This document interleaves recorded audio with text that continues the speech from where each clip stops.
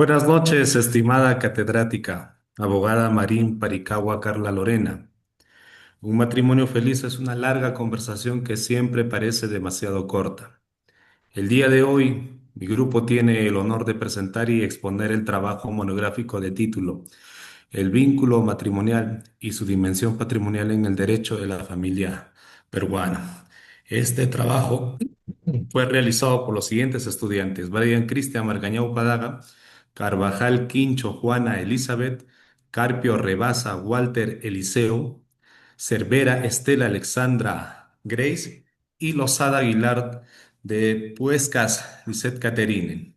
Inicio esta, inicio esta presentación, mi persona, Brian Cristian Margañao Padaga. El matrimonio es pilar fundamental de la sociedad y célula básica de la familia. Encontramos todo el sustento legal dentro de la Constitución en el artículo 4, que hace mención sobre la protección a la familia, promoción del matrimonio a la comunidad, y el Estado protegen especialmente al niño, al adolescente, a la madre, al anciano en situación de abandono. También protegen a la familia y promueven al matrimonio. Asimismo, reconocen estos últimos como institutos naturales y fundamentales de la sociedad y están reguladas dentro de los artículos 233 y 234 del Código Civil, donde hace mención el artículo 233 sobre la finalidad de la regulación de la familia, que significa que la familia tiene por finalidad contribuir a su consolidación y fortalecimiento en armonía de los principios y normas proclamadas por la Constitución Política del Perú, y en el artículo 234 sobre la noción del matrimonio, que el matrimonio es la unión voluntaria concentrada específicamente por un varón y una mujer legalmente aptos para contraerlo. Dentro de ello, tenemos la definición y base, el marco legal y la regulación, ¿no? Que son tres: específicamente los esponsales, requisitos de validez y el derecho patrimonial. Dentro de los esponsales sabemos que es un acto preparatorio al matrimonio. Los requisitos de validez incluyen la ausencia de impedimentos matrimoniales, y sobre los derechos patrimoniales se centra en los derechos y obligaciones económicas que surgen del matrimonio, que estos también producen un efecto de régimen patrimonial, que son las sociedades gananciales, ¿no? Que es el régimen suplatorio en el matrimonio peruano. Asimismo, la familia está considerada el elemento natural y fundamental de la sociedad, merecedora de protección por parte del Estado, que lo publicó Picoy en el año 2021. Este análisis se basa en la normativa del Código Civil peruano, la doctrina especialidad y ejemplos prácticos presentados en un formato de investigación académica. Esta institución ha sido regulada históricamente por el derecho civil con el propósito de articular el respeto al orden público con la autonomía de la voluntad de los contrayentes en el ordenamiento peruano. El matrimonio el matrimonio se configura como un acto solemne que da lugar a un estatus jurídico específico, con efectos personales y de manera crucial y patrimoniales. Dicho vínculo genera derechos y obligaciones que, especialmente en el ámbito patrimonial, demandan un análisis especializado. Asimismo, en esta monografía se propone una exploración del matrimonio desde el derecho de familia y sucesiones. Primero, se ha examinado el acto preparatorio, que son los esponsales y requisitos de validez del vínculo como impedimentos, y luego nos vamos adentrando en la dimensión patrimonial, el régimen patrimonial y las expresiones supletorias, y sociedades y sociedad de gananciales. Para ello se incorporan las bases normativas del Código Civil peruano, la doctrina especializada y ejemplos ilustrativos dentro de una estructura formal de investigación académica. Eso sería todo. Muchas gracias y doy pase a mi siguiente compañero. Muy bien, gracias compañero.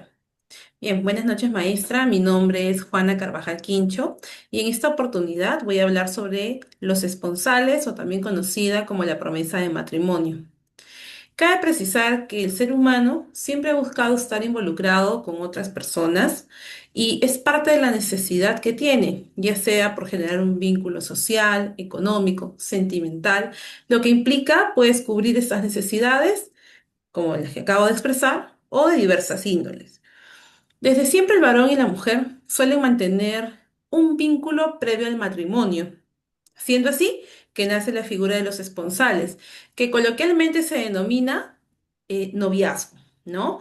Entonces, podríamos decir que es ahí donde nace la figura de los esponsales, en el noviazgo, algo más formal que el enamoramiento. De hecho, es razonable establecer que el noviazgo de hoy en día se origina con los esponsales. Pero en el Perú, cabe precisar también que en nuestro país se norma lo que viene posterior a los esponsales, que es el matrimonio. A diferencia de otros países de Latinoamérica, en nuestro país específicamente no se acoge el término contrato, sino se considera el matrimonio como la institución, es decir, aquella institución que si bien está legislada como acto jurídico, abarca mucho más que esto, ¿no? Que un simple contrato. Y nuestra constitución política regula y protege a este matrimonio. Pero pasando de lleno a lo que me corresponde, a los esponsales, es importante mencionar que la promesa de matrimonio sí figura también regulada en nuestro Código Civil. Por ello es que me es preciso informar sobre lo siguiente. Los esponsales, también denominados como la promesa recíproca de contraer matrimonio a futuro, en el Perú está regulada en el artículo 240. Este establece que es una regla de gran importancia la promesa, generando así dos bases fundamentales, que voy a explicarlas en breve. Pero cabe aclarar que la promesa de matrimonio no genera la obligación legal de contraerlo. O sea, la persona no está obligada a contraer específicamente el matrimonio, ya que como está regulado, es una promesa de matrimonio como tal. Entonces, el artículo del Código Civil 240 establece que la promesa de matrimonio no obliga a contraerlo, pero sí genera una obligación resarcitoria si se incumple por culpa exclusiva y con daños probados. Eso implica que de no cumplirse esta promesa de matrimonio, se va a generar un daño a la persona y eso va a depender en gran medida qué tipo de daño que luego debería ser probado. Entonces, podríamos decir que esta promesa de esponsales tiene un efecto resarcitorio. ¿Por qué? Porque genera la obligación de indemnizar por los daños y perjuicios que pueda tener la otra persona.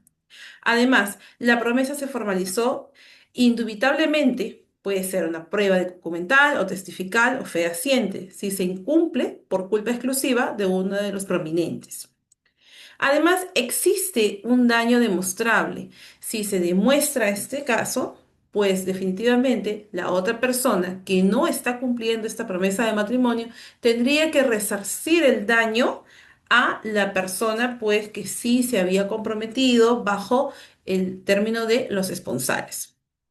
Pero para que pueda cumplirse este efecto resarcitorio está establecido con respecto a los esponsales tiene un plazo establecido. Esta acción podrá ser indemnizada dentro del año después de la ruptura de la promesa, ¿no? Por ejemplo, pongamos por caso Laura y Marco. Laura y Marco se prometen matrimonio. Marco le pide a Laura que renuncie a su trabajo en una aerolínea para que puedan ambos unirse y de repente puedan organizar todo lo que corresponde a la boda. Además le pide que puedan mudarse a la ciudad natal de él y puedan planear desde allí el matrimonio, esta boda, ¿no? La fiesta. Un tiempo después, ¿no? Donde ya habían planificado todo, de pronto Marco decide, no sé, un mes antes del matrimonio, decide que deben terminar. Le dice a Laura que ya no está enamorado de ella y que no se va a casar con ella. Recordando algo, ellos habían tenido o establecido una promesa de matrimonio, incluso había de repente una pedida de mano formal. Sin embargo, recordando que la norma indica que esta promesa de matrimonio denominada también esponsales, no genera obligación. Por lo tanto, aquí en este caso, Marco no está obligado a casarse con Laura. Pero, en este caso, ¿existe o no existe un efecto resarcitorio? Pues sí, sí existe. Laura, en este caso, podría pedirle a Marco que pueda indemnizarla por los daños. Número uno, porque ella al mudarse de, de la ciudad en la que ella residía y además renunciar a su trabajo le generó una pérdida económica. ¿No? Además, el daño psicológico también que ha tenido de un momento a otro, intempestivamente, él termina la relación, también está generándole cierto daño. Entonces, de esta manera, ella podría reclamar este efecto resarcitorio por los daños y perjuicios que le ha generado esta promesa no cumplida. No obstante, Laura tendría que reclamar esta indemnización dentro del año de la ruptura de la promesa, ¿no? Es así como corresponde el término de los esponsales y que está amparado también en nuestro Código Civil. Bien, muchas gracias. Voy a darle el pase a mi compañera.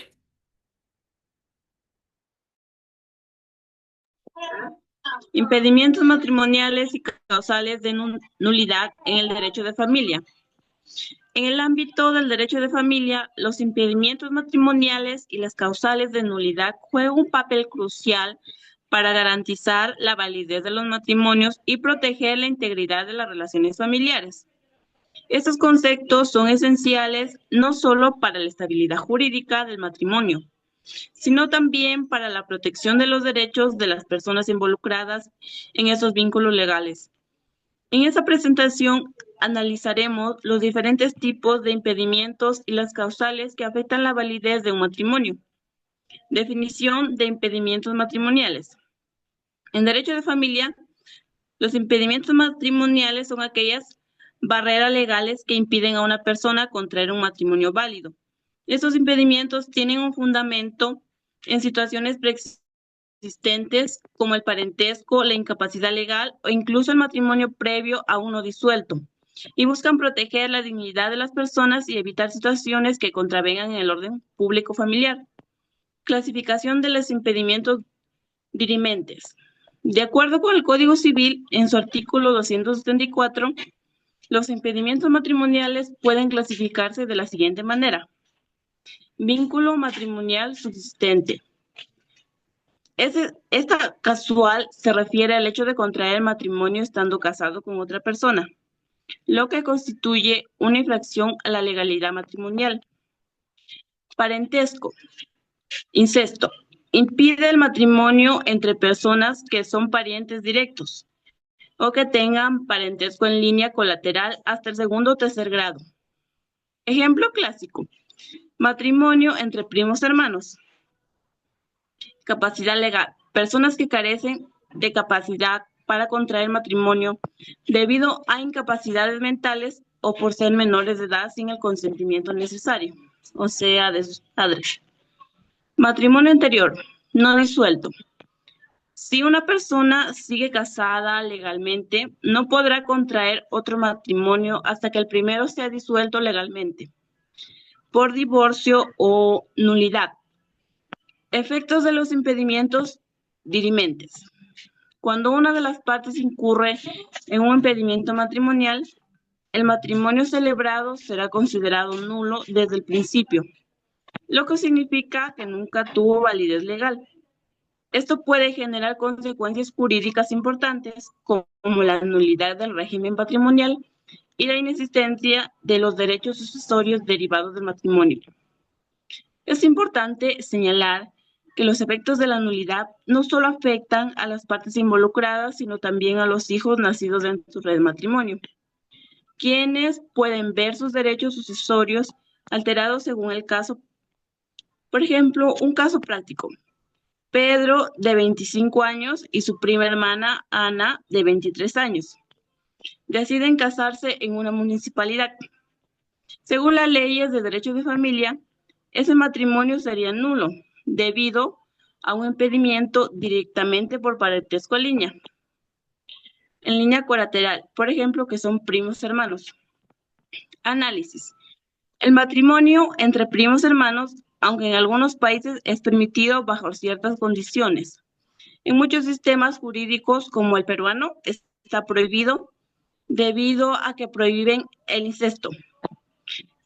Este matrimonio es considerado nulo por simple hecho de la relación de parentesco y la nulidad tiene efectos retroactivos.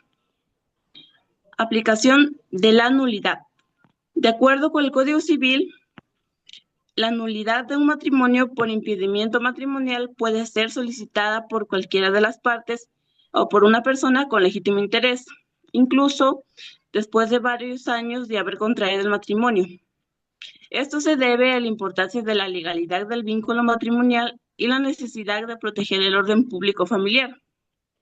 En el caso de Pedro y Ana, la nulidad se declararía y las consecuencias serían profundas, ya que el matrimonio sería considerado como si nunca hubiera existido, anulando los efectos patrimoniales como la pensión alimentaria o los derechos sucesorios.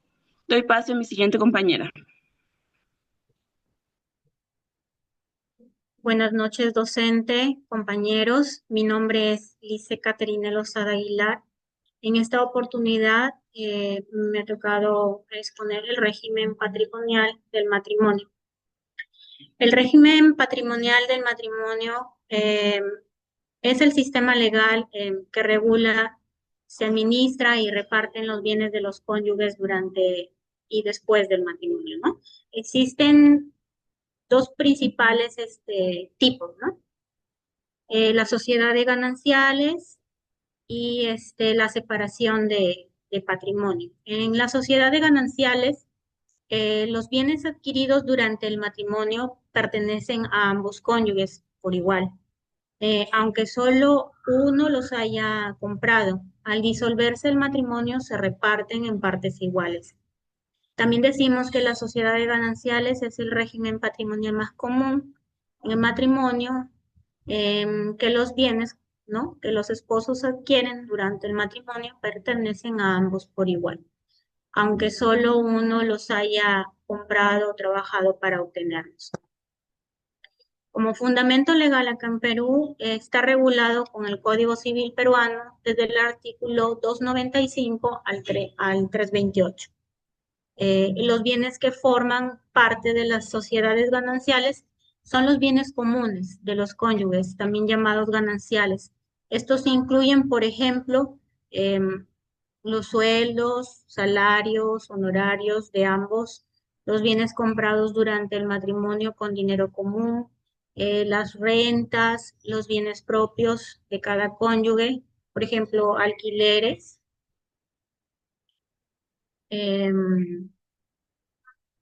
También los beneficios de empresas o inversiones obtenidos durante el matrimonio. Los bienes propios de cada cónyuge no gananciales, no todos los bienes son compartidos, son bienes propios, los que cada uno tenía antes del matrimonio, también los que adquieren por herencia o donación, incluso durante el matrimonio, los bienes personales, como por ejemplo ropa, instrumentos de trabajo, etc. Los bienes adquiridos con dinero proveniente de la venta de bienes propios también. La administración de los bienes. Ambos cónyuges administran conjuntamente los bienes comunes, bueno, para realizar actos importantes como vender una casa o pedir un préstamo, se necesita el consentimiento de ambos. La disolución de la sociedad de gananciales, estas se disuelven cuando termina el matrimonio, por divorcio o por muerte, se cambia al régimen de separación de patrimonio, lo que antes mencionábamos, mediante escritura pública, también por nulidad del matrimonio o por decisión judicial en casos específicos como mala administración de un cónyuge. La liquidación al disolverse la sociedad, se pagan las deudas comunes, se reparten los bienes restantes por mitades iguales entre los cónyuges o sus herederos. Ejemplo, si durante el matrimonio una pareja compra una casa y un auto con sueldo de uno de ellos, ambos son dueños del 50%. Si estos se divorcian, cada uno tiene derecho a la mitad de sus bienes. Eh, mm, bueno, la sociedad de gananciales, como decía antes, ¿no? Es el régimen en que todos los bienes adquiridos durante el matrimonio son de ambos esposos por igual, se administran en conjunto y al disolverse se dividen en partes iguales. En la separación de patrimonios, cada cónyuge conserva la propiedad, administración y disposición de sus propios bienes, tanto los que tenía antes del matrimonio como los que adquiere después. Tenemos un ejemplo en Sociedad de Gananciales, un caso de Elena se casa con Ricardo, bajo Sociedad de Gananciales.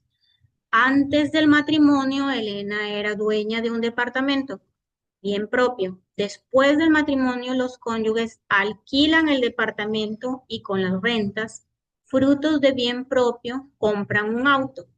La aplicación, el departamento es un bien propio de Elena, adquirido antes del matrimonio. La renta del alquiler es un fruto de bien propio y por regla del artículo 310 es un bien social. El auto comprado con bien social, la renta, ¿no? Es bien social. Si el futuro se divorcian, Elena recibirá el departamento y el auto se dividirá por la mitad. Eso sería todo, compañeros. Le doy pase a mi siguiente compañero Walter. ¿Cómo está, maestra? Mi nombre es Walter Carpio. Me toca la siguiente parte, ver los temas de las conclusiones y recomendaciones. Interesantes las exposiciones de mis compañeros relacionados a lo que son los responsables y el tema matrimonial, ¿no? Donde se genera las sociedades gananciales y también con régimen de bienes separados, ¿no? Como primera conclusión, tenemos que el matrimonio en el Perú nace de la voluntad de dos partes para seguir un proyecto en común, ¿no? Principalmente sigue un principio institucionalista, por lo cual el Estado garantiza y protege a la familia amparada en la Constitución, generándole derechos civiles a ambas personas que contraen una unión, ¿no? Debidamente registrada en todos los estados del Estado. Por eso se dice principio institucionalista. Con respecto a los responsables, como decía mi compañera, promesa de matrimonio, más conocido comúnmente para todo el público presente, el noviazgo, ¿no? En este caso, los responsables, amparados en el Código Civil, un noviazgo, una promesa de matrimonio, el no cumplimiento genera, si genera un perjuicio a la otra parte que se le ofreció matrimonio, dentro del año ella puede solicitar una indemnización por daños y perjuicios ocasionados por no haber cumplido ese matrimonio, ¿no? Obviamente que esa promesa no es obligatorio a que sí o sí se tengan que casar. Se puede romper, pero hay una causal ahí de resarcimiento económico, si es que obviamente tiene que demostrarlo si es que se ha hecho algún daño, ¿no? Con respecto, también hemos escuchado un punto muy interesante, ¿no? Los impedimentos matrimoniales, la bigamia, el tema del parentesco consanguíneo en línea recta. Vimos ejemplos de no se podían casar. Uno, si se contrae matrimonio, está perfectamente casado, oleado y sacramentado, no puede volver a casarse, pues estaría cometiendo bigamia y eso está sancionado en el Código Penal. Tiene una pena privativa de 4 años si es que uno comete bigamia, ¿no? A pesar de estar casado. Y por ende, ese matrimonio, el matrimonio que se contrae nace nulo desde su nacimiento y es causal para solicitar la otra parte la nulidad de su matrimonio, ¿no? ¿Qué busca el tema esto con respecto a los impedimentos matrimoniales? Es proteger a la familia, proteger a la familia, institución familiar. Habíamos dicho que tiene como principio institucionalista, ¿cierto? Entonces, no se pueden casar hermanos, no se pueden casar primos hermanos, no se puede, hay un impedimento que tiene como fin poder proteger a la familia. Y también que está demostrado científicamente que genéticamente ocasiona daño cuando se contrae matrimonio entre parientes cercanos del mismo tipo consanguíneos. Se altera la genética del ser humano. Con respecto al vínculo matrimonial, cuando uno contrae matrimonios, llegamos a la conclusión que genera derechos importantes. Habíamos escuchado dentro de la exposición de nuestros compañeros que genera pues derechos sucesorios, derechos a poder compartir los bienes dentro de del tema conyugal. Ambos tienen la potestad de poder gestionar y administrar los bienes de formas iguales. Y si quieren adquirir algo o vender algo, ambos deben firmar un documento debidamente ante un notario para que puedan ceder ese bien que es parte del matrimonio, de la familia. Ambos deben ser, salvo que hayan hecho un tema de bienes separados, cada uno es responsable, ¿no? Hay un tema importante también ahí, el tema es de que aquella persona que contrae matrimonio y ha heredado algo, no entra dentro del tema de sociedades gananciales, pero si es que ese bien genera una ganancia, sí, esa ganancia sí entra dentro del tema de beneficios para los cónyuges. Interesante, ¿no? El tema de familia. Desde estas cuatro conclusiones que hemos llegado, venimos a un tema de recomendaciones. Utilizando el artículo 234 del Código Civil, donde obviamente que el matrimonio es una institución pública, de orden público, que obviamente que el Estado debe garantizar y proteger, porque la familia es el pilar de la sociedad. Entonces el Estado debe garantizar, haciendo respetar el Código Civil en su artículo 34, para que proteja a la familia en todos sus aspectos. Con respecto al artículo 240, como recomendación, pensar que los esposables no generan obligaciones.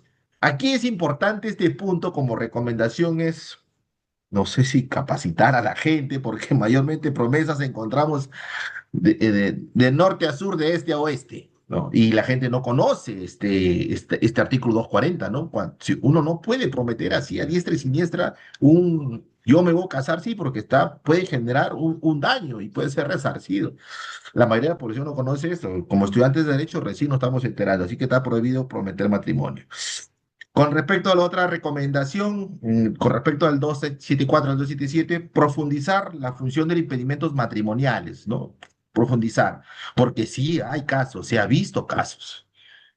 Uno de esos casos importantes es Vargas Llosa, se casó con su prima hermana, ¿no?